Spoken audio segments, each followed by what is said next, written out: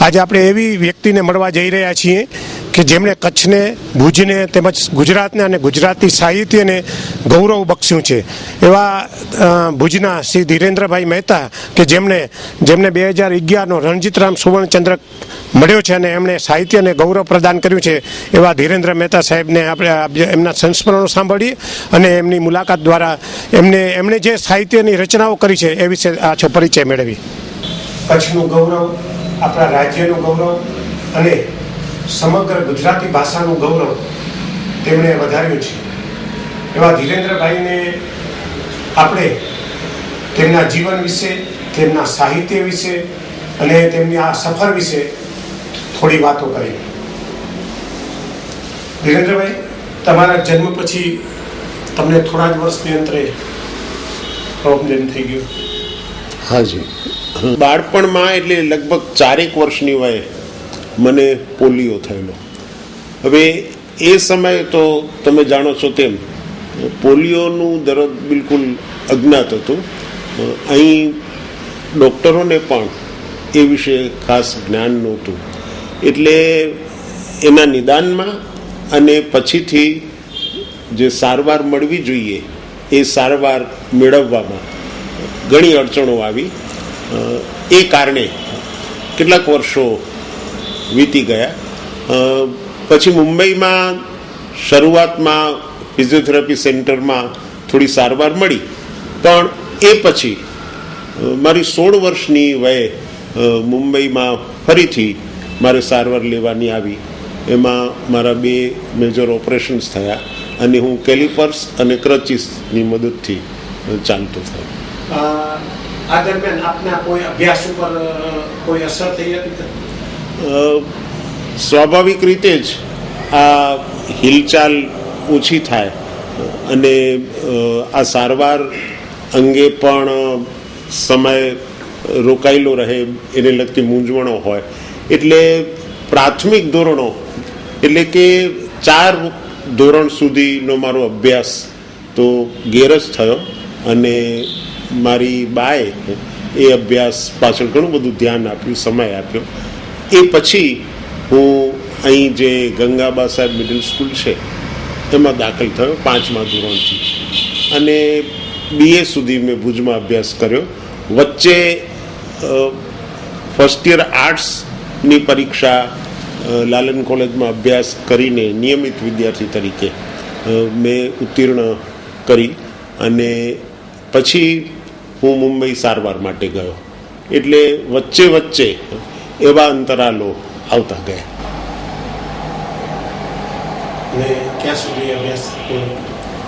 મેં BA સુધી અહીં ભુજની લાલન કોલેજમાં અભ્યાસ કર્યો. એ પછી MA નો અભ્યાસ કરવા માટે હું અમદાવાદ ગયો, ગુજરાત યુનિવર્સિટીમાં. એ પછી ભુજ હું પાછો આવ્યો MA નો અભ્યાસ પૂરો કર્યા પછી અને લગભગ 1 વર્ષ પછી ફરી પાછો અમદાવાદમાં હું HK આર્ટ્સ કોલેજમાં ફેલો તરીકે ગયો અને ત્યાં મેં PhD નો અભ્યાસ કર્યો અને કેટલાક વખત પછી મેં ગુજરાત કોલેજમાં અધ્યાપક તરીકે કામ શરૂ કર્યું. પછી આપની કારકિર્દીમાં ઓલ ઇન્ડિયા રેડિયોમાં જોડાયા. એટલે એ મેં આપને કહ્યું ને કે MA નો અભ્યાસ કર્યા પછી હું ભુજ આવ્યો 1 વર્ષ માટે. એ સમય દરમિયાન હું આકાશવાણી ભુજમાં જોડાયો હતો. પછી આપની ફેમિલી લાઈફમાં સ્વિચ થયા? મેં 7 વર્ષ ગુજરાત કોલેજમાં અધ્યાપન કાર્ય કર્યું. પછી અહીંની લાલન કોલેજમાં બદલીને કારણે હું બઢતી સાથે આવ્યો અને ગુજરાત વિભાગના અધ્યક્ષ તરીકે મારી કારકિર્દી શરૂ થઈ. એ પહેલાં ગુજરાત કોલેજમાં પણ હું ગુજરાત વિભાગનો અધ્યક્ષ હતો.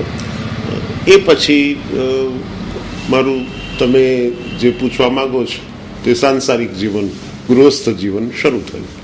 સાહેબ, આપની પહેલી કૃતિ જ્યારે આપણે લખી અથવા બનાવી, કાવ્ય અથવા તો નવલિકા, તો એ વખતે આપણે શું ફીલ થયું અને આપણે કેવું આપણા સહાયક લેખકો તરફથી ને એ કેવો તમને રિસ્પોન્સ? પ્રતિભાવ. એ વાતાવરણ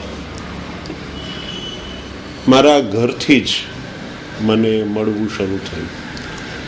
મારી બા રમીલા એ અમદાવાદમાં ઉછરી હતી.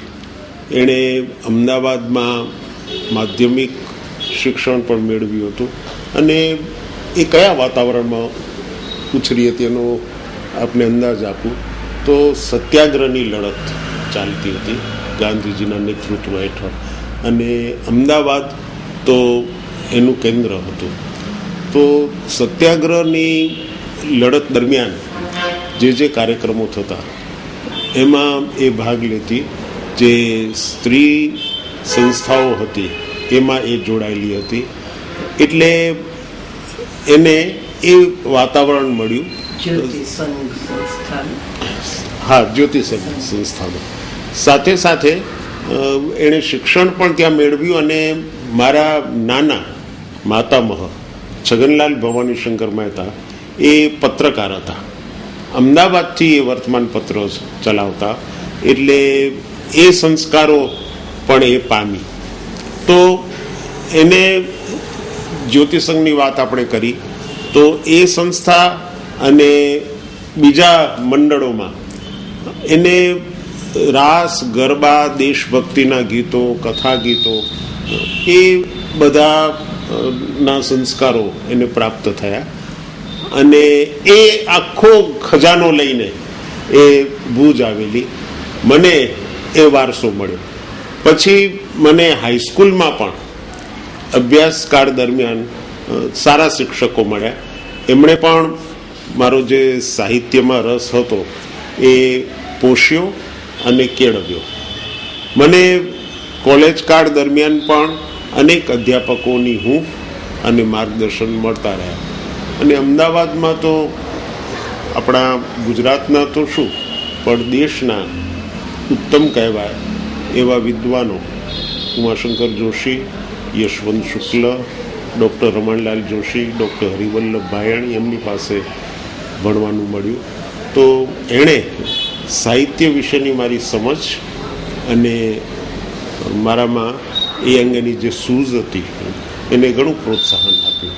હું એમએના અભ્યાસ દરમિયાન યુનિવર્સિટી હોસ્ટેલમાં રહેતો અને આપણા સમકાલીન સમર્થ કવિઓ રાજેન્દ્ર શુક્લ, અનિલ જોશી એ બધા મારા સહવાસીઓ હતા. એમની સોબતનો પણ મને લાભ મળ્યો. આમ ધીમે ધીમે મારી સાહિત્ય પ્રત્યેની પ્રીતિ અને મારી શુશ્રૂષા એ ઉત્તેજિત થતી રહી અને હું કંઈક કરી શક્યો. સર્જન કરી આપની પહેલી કૃતિ જે થઈ એનું શું નામ? એટલે મેં શરૂઆત નવીનભાઈ કવિતાથી કરેલી. અચ્છા, કવિતા. હા, અને એ તો હું માધ્યમિક શાળામાં ભણતો હતો ત્યારથી. હા, એ પછી હું ટૂંકી વાર્તા અને નવલકથા તરફ વળ્યો. તો પણ પહેલું પુસ્તક મારું એ નવલકથાનું થયું અને એનું નામ વલાય.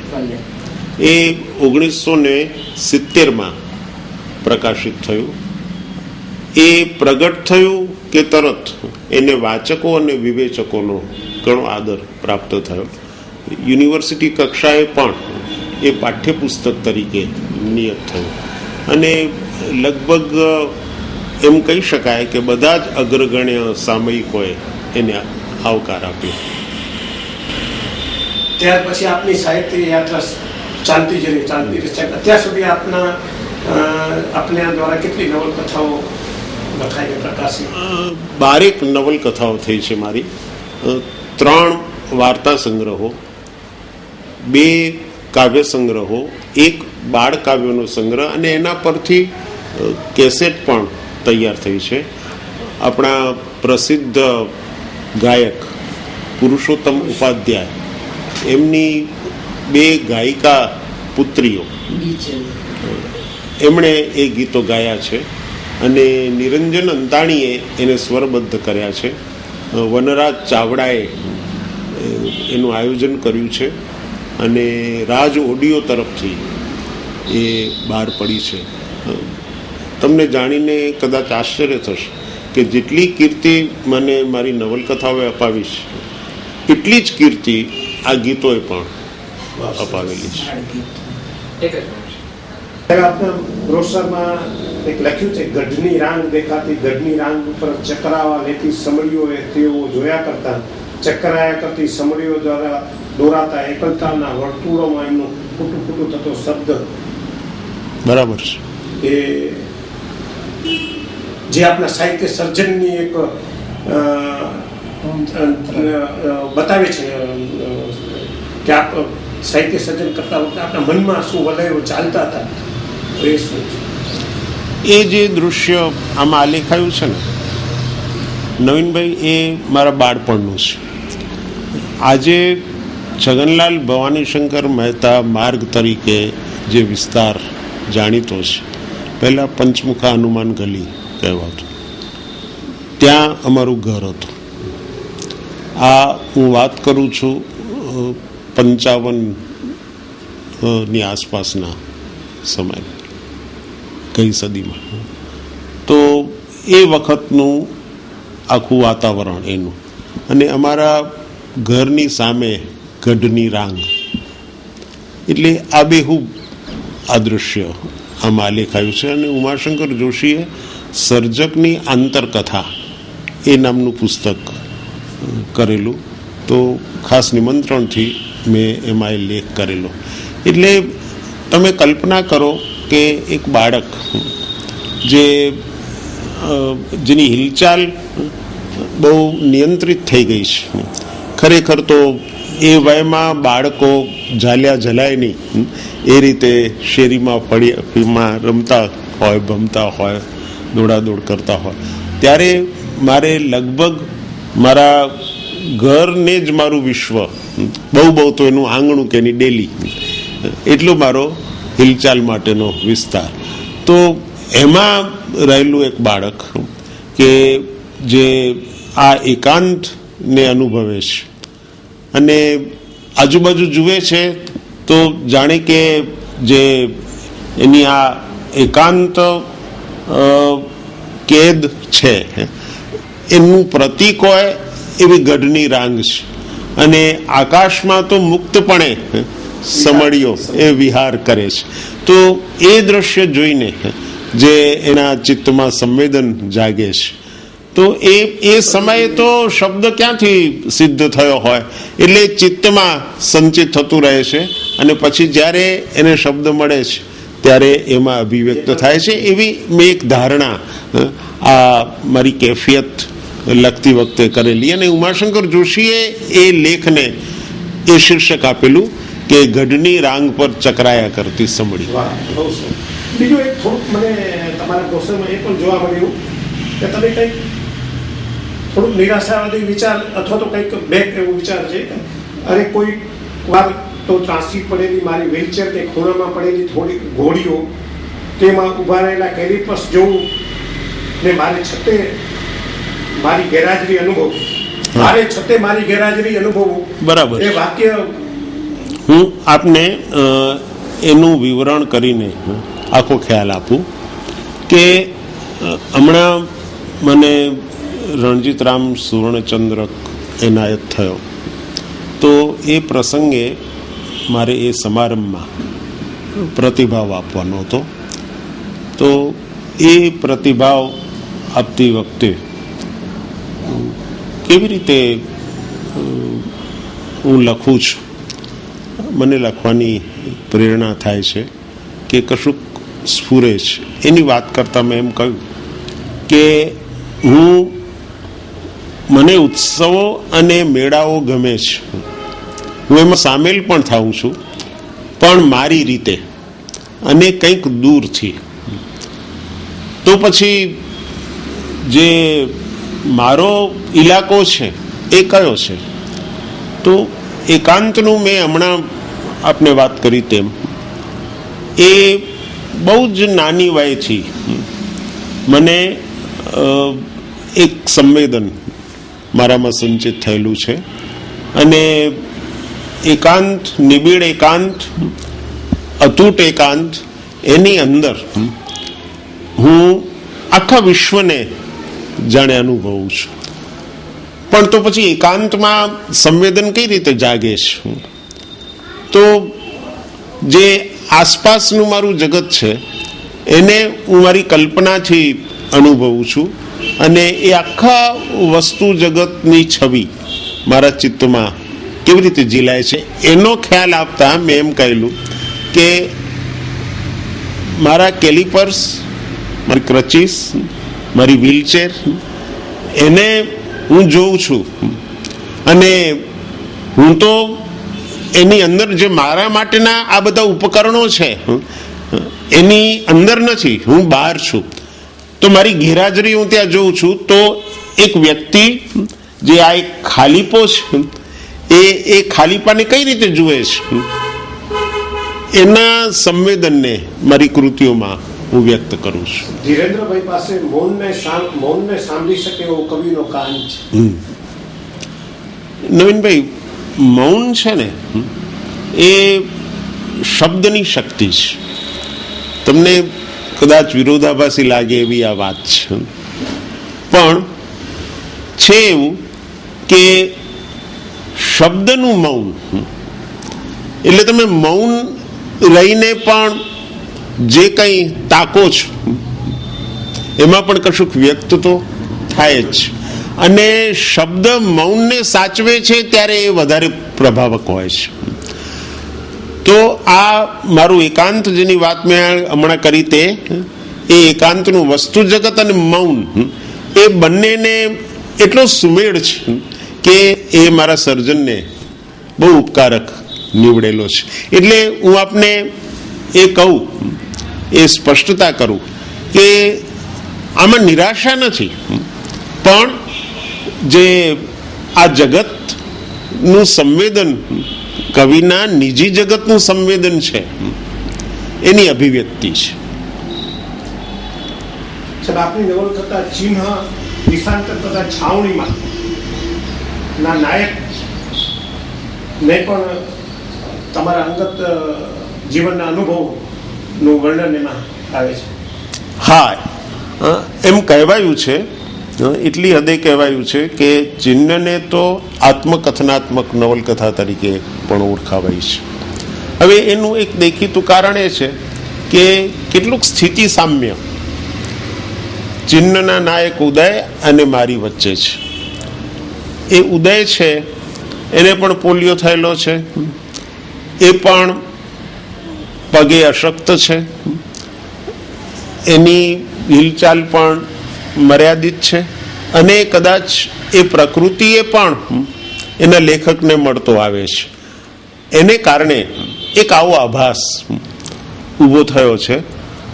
હું એટલું કહીશ કે મારા નિજી અનુભવનો લાભ એ કૃતિને મળેલો છે. એને હું આત્મકથનાત્મક કૃતિ નહીં કહું, કારણ કે આત્મકથનાત્મક કૃતિ તો સંપૂર્ણપણે ત્યારે જ કહેવાય કે જ્યારે એમાં ખરેખર જીવનમાં બનેલી ઘટનાઓ, જીવનમાં આવેલી વ્યક્તિઓ એ બધી સીધે સીધી એમાં લેખાઈ હોય ત્યારે. આમાં એવું નથી.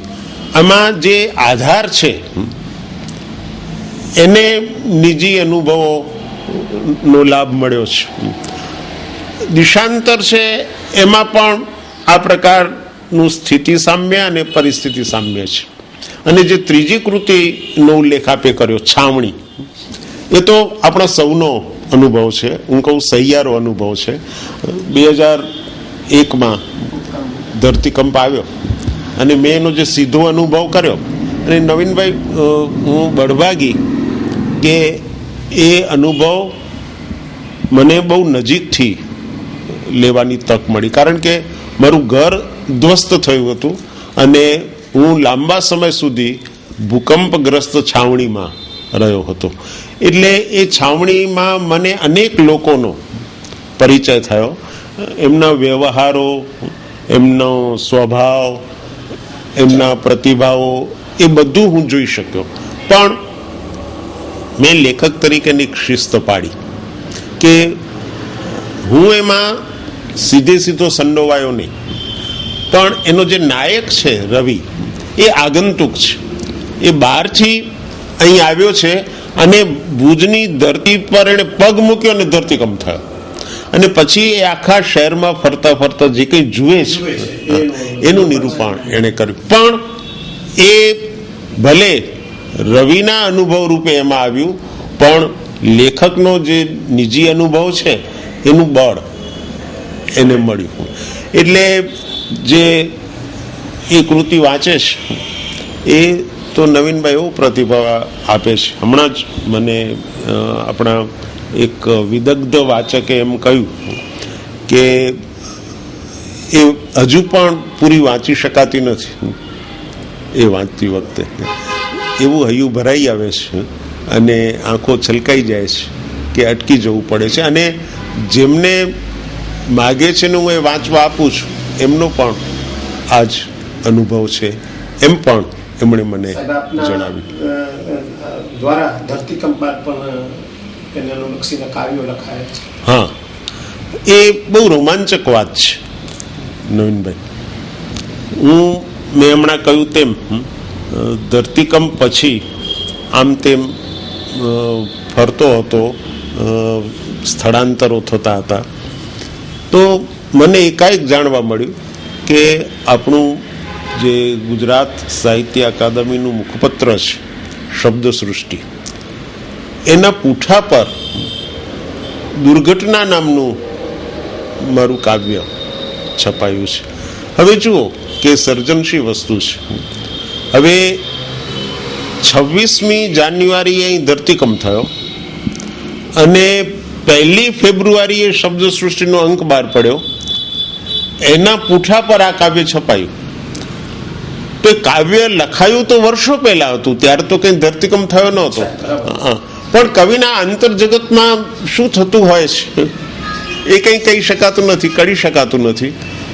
એ રીતે એ કાવ્ય ત્યારે આવેલું અને બહુ દ્રષ્ટિ સંપન્ન એવા શબ્દ સૃષ્ટિના સંપાદક હર્ષદ ત્રિવેદી, એમને તરત જ ઝબકાર થયો એટલે એમણે મારા કાવ્ય સંગ્રહમાંથી લઈ અને પૂઠા પર એ છાપ્યો. તે સમયે લખેલું કાવ્ય જે આ ધરતીકંપના વાતાવરણને અથવા ધરતીકંપના પરિસ્થિતિને કેટલું. હા, અને બીજી રસપ્રદ વાત એ પણ છે નવીનભાઈ કે એમાં છપાયું અને મને જાણવા મળ્યું, મારા એક મિત્રે વડોદરાથી મને ફોન કરીને જણાવ્યું કે આ તો તમારું કાવ્ય અમે આમાં વાંચ્યું ને મને તો કંઈ ખબર જ નહોતી. એટલે મને આશ્ચર્ય પણ થયું કે મેં તો કંઈ મોકલ્યું નથી ને આ કેવી રીતે છપાયું. પછી મને એટલો બધો એનો રોમાંચ થયો કે હવે એ વખતે તો ઘર બાર વિના ભટકતા હતા, એટલે ક્યાંકથી કાગળનો ટુકડો લઈને પેન લઈ અને મેં હર્ષદને પત્ર લખ્યો અને એમાં આ ધરતીકંપ થયો એ વખતની આખી પરિસ્થિતિ અને મારા અનુભવોનું આલેખન કર્યું.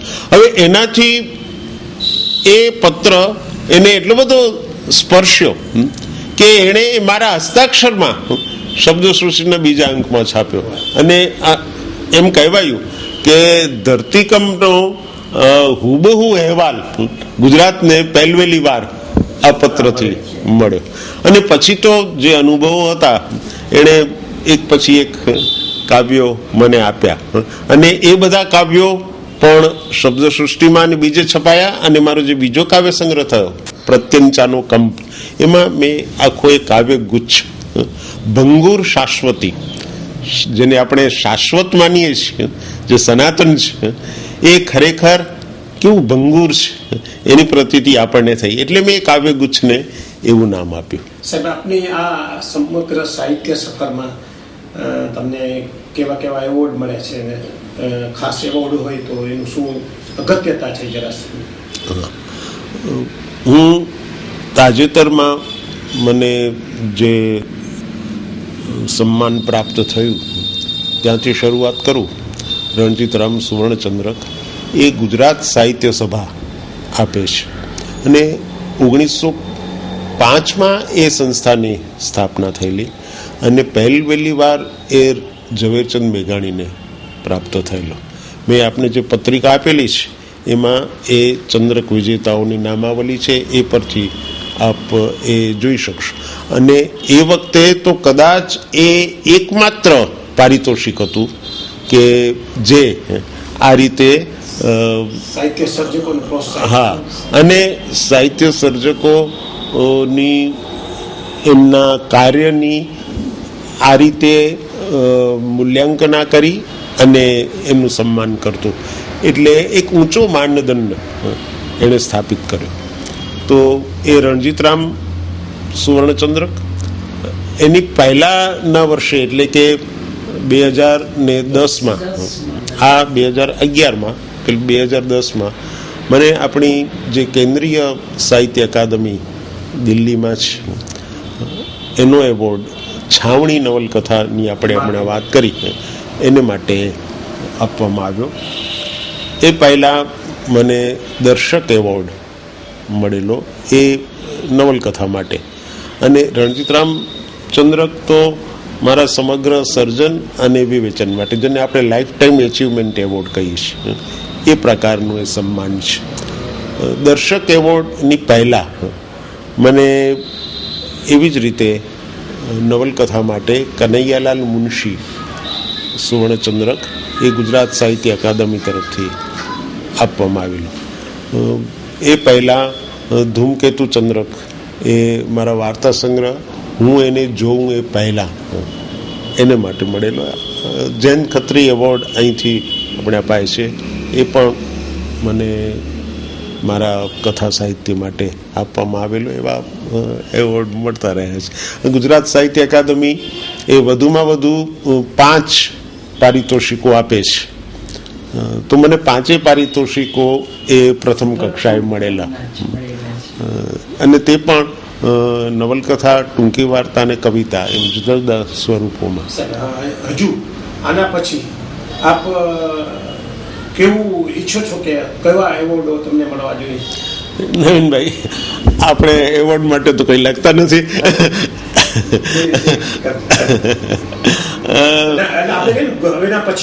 એટલે આ તો જે સહજ રીતે આવી મળે છે એનો નમ્રતાથી આપણે સ્વીકાર કરીએ છીએ. કારણ કે કોઈએ આપણા કાર્યની નોંધ લીધી અને એથી એને આનંદ થયો. એ આનંદ આ રીતે વ્યક્ત કરે છે તો એ તો આપણે શિરોમાન્ય હોય. કારણ કે જો આ રીતે કોઈ આપણી કૃતિને વાંચે છે તો જ એની સાર્થકતા છે કે આપણો શબ્દ કોઈકની પાસે પહોંચ્યો અને આપણું સંવેદન એ કોઈકનામાં સંક્રાંત થયું. સમગ્ર યાત્રાથી કેટલો સંતોષ છે?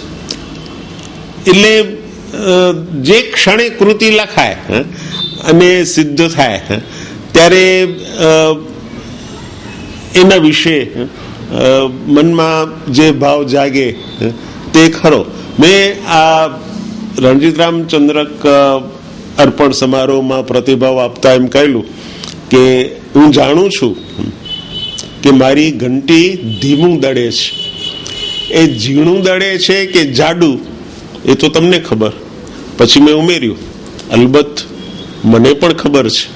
કારણ કે જો સર્જક જાણતો હશે કે પોતામાં એ કેટલું કેમ છે તો શું કરવું એની એને સૂઝ પડશે. અને સાચો સર્જક એ હંમેશા જાણતો જ હોય છે, કારણ કે એનો પહેલો વાચક એ પોતે જ હોય છે. તો આટલી જાગૃતતા એ સર્જક માટે બહુ જરૂરી છે. મને પણ કંઈક લખું ત્યારે કોઈક વાર સંતોષ થાય કે ના, જે કરવા ધાર્યું હતું એની ઘણી નજીક પહોંચી શકાયું છે. કોઈક વખત નિરાશા પણ થાય અને કૃતિ અધૂરી પણ મૂકી દેવી પડે, એને રદ પણ કરવી પડે, તરત ફાડીને ફેંકી દેવી પણ પડે. એટલે ક્યારે શું થશે એ આમાં કશું કહી શકાતું નથી. આપના જીવનનો કોઈ ખાસ યાદગાર એકાદ પ્રસંગ હોય જે ગમે તે સાહિત્ય સિવાયનો સાહિત્ય દરમિયાનનો હોય, આપણી સફરમાં કોઈ નાનકડો એક પ્રસંગ યાદગાર હોય? નવીનભાઈ, જીવનમાં હું ખરેખર તો એમ કહું કે આમ લગભગ ગદગદ થઈ જવાય એવા બધા અનુભવો થયા છે. અને મનુષ્યમાં શ્રદ્ધા દ્રઢ થાય અને એમ થાય કે ઓહો, આ પૃથ્વી પર આ બધા મનુષ્યોની વચ્ચે વસવાનું મળ્યું, એ તો કેવી વિરલ ઘટના છે. હું આપને એક સામાન્ય વાત કરું કે મારા માસી છે ડૉક્ટર જ્યોત્સનાબેન મહેતા. હવે હું જ્યારે મુંબઈમાં લગભગ 9 મહિના સુધી ઇન્ડોર પેશન્ટ તરીકે સારવાર લેતો હતો, ત્યારે એ અવારનવાર ત્યાં આવતા અને બધો જ સમય મારી સાથે ગાળતા. એકવાર ડૉક્ટરે, કારણ કે બહુ કષ્ટદાયક આ સારવાર હતી, તો એકવાર એ હું સહન કરતો કારણ કે મારે જલ્દી ઊભા થવું હતું, એટલે સમજપૂર્વક. તો એકવાર ડૉક્ટરે એમને કહ્યું, માસીને, જ્યોત્સનાબેનને, કે doctor, your son is very bravo. તો તમે વિચાર કરો કે શરૂઆતથી કરી અને એક ક્ષણ સુધી હોસ્પિટલનો સ્ટાફ તો મને એમનો પુત્ર જ સમજતો હતો. તો આ સંબંધ એ ક્યાંથી મળે એમ મને થાય. આપને આ યાત્રામાં આપના કુટુંબનો પણ પૂરો સહયોગ મળ્યો? હાજી, પૂરેપૂરો સહયોગ મને મળ્યો. અને આ નૂતન જુઓ, એક એણે શું જોયું હશે કે એણે મારી સાથે જીવન જોડવાનું પસંદ કર્યું હશે. અમારી દીકરી છે શાલમલી, એ એન્જિનિયર છે. મોટી દીકરી વેણુ, એ ડૉક્ટર છે. તો એ આ સમારંભો થાય ત્યારે એમાં હાજર રહે અને એમ માત્ર આ કંઈક પપ્પાને માન મળે છે એટલા માટે નહીં, પણ પપ્પાએ શું કામ કર્યું છે એ જાણતી હોય પાછું, અને કેવું કર્યું છે એ પણ કહે ઘણી વાર. તો આ બધાથી એમ થાય છે કે ના, આપણી ગાડી કંઈક ઠીક પાટે ચાલી છે અને આપણી પાર્ટી પર કંઈક મંડાયું છે. નૂતનબેન, ધીરેનભાઈને ખૂબ જ પ્રતિષ્ઠિત એવોર્ડ મળ્યો. એમની આટલી બધી સાહિત્ય યાત્રા રહી, આપ એની સાથે ઘણા વર્ષોથી આ રીતે એક પત્ની તરીકે જોડાયેલા છો. આપનો શું પ્રતિભાવ છે? નવીનભાઈ, આમાં તો એવી વાત છે કે જે ધીરેન્દ્રભાઈ જે લખે છે અને એમણે જે વાત કરી કે એનો જે શબ્દ બીજા સુધી, બીજી વ્યક્તિ સુધી પહોંચે છે, એ જ મારા માટે પણ એ જ ગૌરવ સમાન છે. અને અનેક એવોર્ડ્સ એમણે જે વાત કરી તેમ ઘણા બધા સાહિત્ય ક્ષેત્રે એમણે ઇનામો પ્રાપ્ત કર્યા છે. એટલે એના કરતાં વધુ ખુશ હું થાઉં કે કઈ પરિસ્થિતિમાં કઈ રીતે એમણે લખ્યા હશે. કારણ કે આમ તો જોવા જઈએ તો ગૃહસ્થ જીવનની અંદર આપણે બધા સંકળાયેલા જ છીએ કે સર્વિસ 38 વર્ષ કરી, પછી મારા વૃદ્ધ સાસુ સસરા હતા, ડૉક્ટર જ્યોત્સનાબેન માસી પણ છે, અને બંને દીકરીઓ પણ ત્યારે તો નાની, અને એવા સંજોગોની અંદર રહીને એમણે આ બધી કૃતિઓનું સર્જન કર્યું. એટલે ઘણીવાર હું તો ગુસ્સામાં ઘણીવાર ગુસ્સો કરતી કે શું આખો દિવસ તમે લઈને બેઠા હો છો, કે આ તો હજી કંઈ થયું નથી. પણ જ્યારે આ એવોર્ડ કે જ્યારે મળે છે ત્યારે પાછી ખુશખુશાલ થઈ જાઉં છું કે ના ના, કોઈક એની કદર કરનાર તો છે. એટલે સરવાળે કહું તો ખૂબ જ મને પણ ખુશી થાય છે. ધીરેનભાઈને આપણી મુલાકાત સાંભળી, એમણે એમના ખૂબ જ સારા અનુભવો કહ્યા. ધીરેનભાઈ પોતે ડૉક્ટરેટ થયા હોવા છતાં ડૉક્ટરેટની વાત એ આગળ નથી કરતા, પરંતુ એમણે એટલું એચિવમેન્ટ મેળવ્યું છે કે આ બધા એવોર્ડ સાથે એ પણ PhD થઈને ડૉક્ટરેટની ડિગ્રી મેળવી છે. ધીરેનભાઈ, તમને આ રણજીતરાવનો સુવર્ણચંદ્રક મળ્યો, તમે ગુજરાતી ભાષાનું ગૌરવ વધાર્યું, કચ્છનું ગૌરવ વધાર્યું, ગુજરાતનું ગૌરવ વધાર્યું. મા આશાપુરા ન્યૂઝ આપને ખૂબ ખૂબ અભિનંદન પાઠવે છે અને આપનો ખૂબ ખૂબ આભાર. નવીનભાઈ, મને પણ આનંદ થયો આપની સાથે વાતો કરીને, આપ સૌને મળીને. દર્શકો પણ આમાં સાક્ષી બન્યા એને કારણે, એટલે હું પણ એ માટે મારો આનંદ વ્યક્ત કરી આપનો આભાર માનું છું.